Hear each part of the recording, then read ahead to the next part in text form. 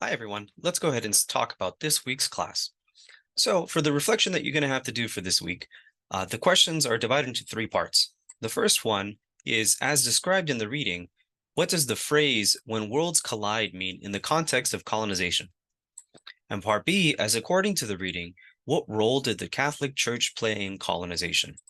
And part C, how does the required film for this week relate to the reading? Now, when we're talking about colonization specifically, we're talking about the colonization of the Americas, right? So when we're talking about the Americas, I'm talking about it in the hemispheric perspective, right? So North and South America. Now, to go a little bit further, when anything is colonized, or at least in this context, what the colonizers are trying to do is they're trying to colonize the land, the knowledge of the people that are there, and the bodies of the people that are there. Now, in order to tell the story, we have to go back in time to talk about this guy. So this is Christopher Columbus, who is often considered one of the world's greatest explorers, when in reality, his story is a little bit overinflated.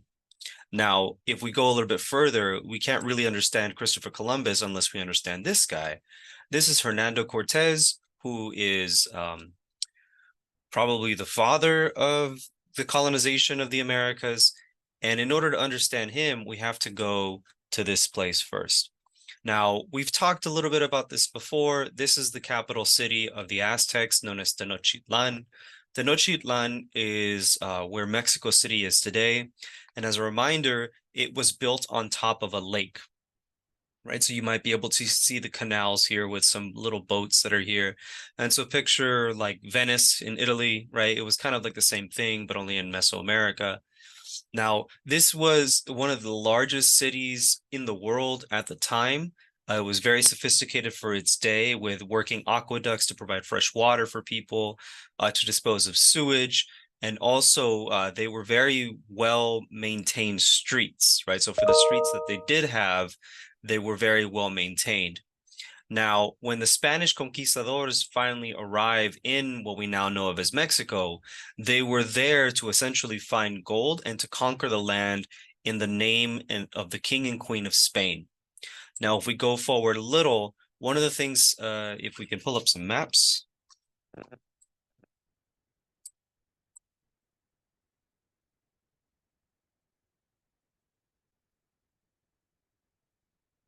But for those of you who don't know where Spain is, it's over here, right?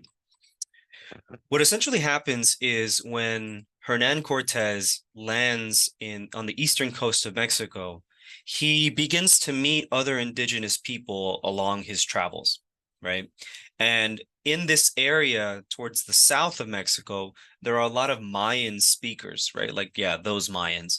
And one of the things that Cortez is gifted as kind of like a peace offering is a woman, right? So this is a woman that has a very tarnished legacy in Mexican history, unnecessarily, I would say. But her name is Malintzin. In Spanish, we might call her La Malinche. And she's often considered the biggest trader in Mexican history. And she is said to have given birth to the first Mexican, to the first intermixed person, right? Historically, we know that this is not true, that there were people who had children in what is now Mexico way before then. But the thing that's important for this story for us to remember her is that she was one of the first translators. So she spoke two languages initially. She spoke Mayan and she spoke the language of the Aztecs, which is called Nahuatl. Now, before her, there were other Spanish conquistadors who learned Nahuatl and Spanish and Mayan and Spanish.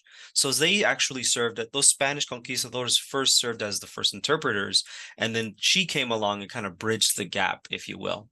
Now, if you'll see here, this is actually an Aztec pictograph, right? So it's like a message in picture form, where you can see that Cortez is here and Malintzin is right behind him. And what she's doing here is she's essentially negotiating treaties between the Spanish and other indigenous tribes near the Aztecs. Now, one thing that we need to make very clear is that the Aztecs had built what we would now call an empire in the Central Valley of Mexico, and they were not well liked at all. right? So other people had problems with the Aztecs. So essentially, Cortez begins to create alliances with the enemies of the Aztecs. And long story short, eventually what happens is the Spanish and their indigenous allies attack the Aztec capital city of Tenochtitlan. Now, the interesting thing here that we have to consider is even though the Spanish had guns that weren't really reliable, that they had horses and they had armor, which also really wasn't reliable.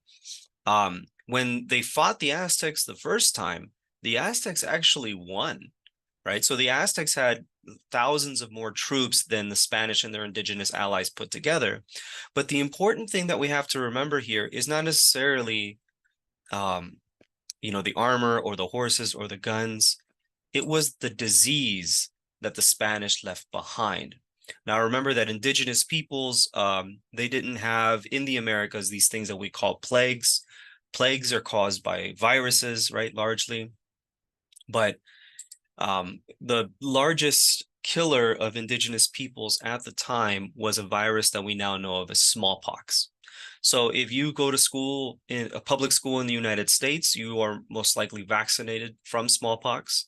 But as you'll notice here, this is actually another Aztec pictogram where someone is succumbing to the virus, right? So literally day 1, 2, 3, 4, and then you're dead, right? So in a matter of days, it can decimate an entire population. So even though the Spanish, they lost the first time, they would come back sometime later to try and retake the city. And the city basically put up no defenses, right? Because most of the people were infected with smallpox. So from there, it begins what we often refer to as the colonial period in Mexico and the colonial period in the Americas. So the Spanish established a very large empire, probably one of the largest ever to have existed. And this area that we now know of as Mexico is called New Spain. So New Spain is basically all of Mexico, all of the Caribbean, and all of South America. Now, as you can tell, this is a lot of people, a lot of land for the Spanish to be able to hold on to. So they have to come up with systems to be able to control people, right? Now, the people that the Spanish relied on heavily was the Catholic Church.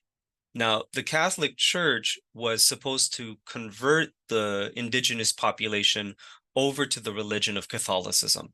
Now, the interesting thing that we have to consider here is I'm not saying that Catholicism is not something to be worshipped or to be held as sacred. Like I myself, I was raised Catholic. I was born, baptized in the Catholic Church, married in the Catholic Church. My daughter was baptized in the Catholic Church. So what I want you to understand here is the way that the Catholic religion was kind of misused in order to control the population. Now, in that sense, I want to show you a very violent clip.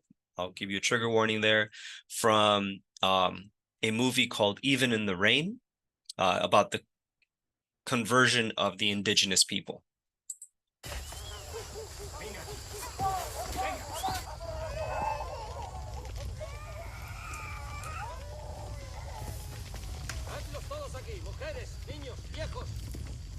Te bautizaré y obtendrás la gloria y la paz en el cielo, de lo contrario sufrirás un tormento eterno en el infierno.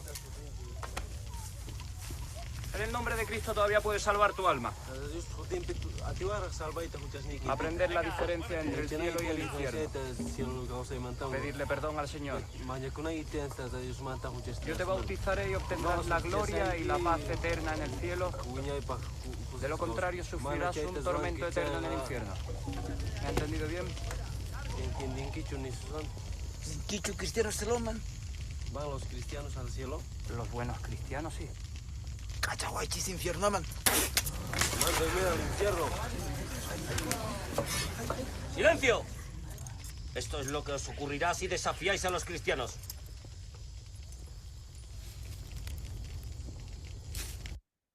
So the thing that we have to understand here about this scene is that public executions like this were very, very common in colonial Mexico, right? All across the Caribbean.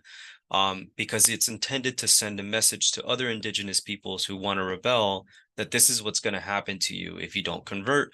This is what's going to happen to you if you don't listen, right? Essentially.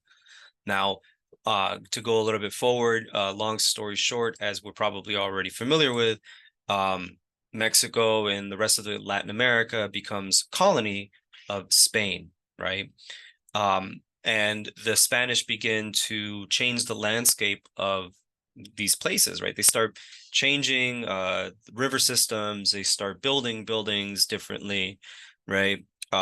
Whereas indigenous people kind of learned to live in harmony with the ecosystem, the Spanish really didn't care about that, right? So for instance, they took apart all of the pyramids in Tenochtitlan, and then they would eventually use those stones from the pyramids to build the foundations for cathedrals, for palaces, right?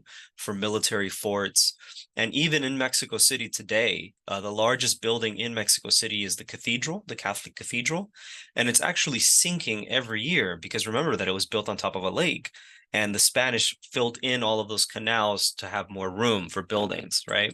So every year, if you go to Mexico City today, you can actually track how much it's sunk. Now, a little bit forward, right, what happens after is in order to control the population, the Catholic Church creates a system known as the casta system. So the casta system, which in English translates to a caste system, is a system of hierarchy based on race. So if you're wondering, today in America, we have this thing called racism and we have this thing called race. If you're wondering, where did it start? It starts with the Spanish casta system because they were the first ones to create these artificial categories that they would eventually become known as different races, right? So the Catholic Church was also the one responsible for, managing this system. And essentially what would happen is every person would be given a caste, right? Or essentially everybody would be given a race. And from there, you had access to certain things. You had more power. You were able to own land. You were able to hold certain positions, right? Which came with its own set of power. Originally, it was kind of like a really big pyramid here, right? The people that had the most power in this system were the people that were born in Spain, right? Otherwise known as peninsulares or Spanish that were born in Spain. Underneath them were the Creoles, or in Spanish, they call them criollos. These were Spaniards who were born in the New World, right? So we already have a difference here between the Spanish born in Spain and the Spanish that were born in the Americas. And then underneath them are people who are mixed blood, typically who are Spanish and indigenous. Underneath them are just straight indigenous people. And then underneath that is essentially anyone who's enslaved, anyone who is of African origin. Now, a little bit more about this. The interesting thing here about this system is that if you were dark skinned, but you had enough money and you acted a certain way, right? You started dressing in European clothing, you were very Catholic, that you can actually move up the ladder, right? So today we might consider someone like this man here, we might consider him black, but back then they were considered closer to European, right? So you can see here his wife is of a different caste, he's of a different caste, and his child is of a different caste, right? But if you can kind of fake it till you make it, essentially, you can be given a different caste, right? You can move up the ladder. So the other thing that we have to consider here is we're creating this concept of race, right? But if you're wondering where did whiteness start, like white people, it started with this system. So not only you didn't really have to have light colored skin and blonde hair or what have you, right? You can actually act your way into whiteness, right? Which is interesting because today when we think of white people, we think of someone who has certain characteristics, right? Certain facial skin colors, right? Or hair colors, eye colors.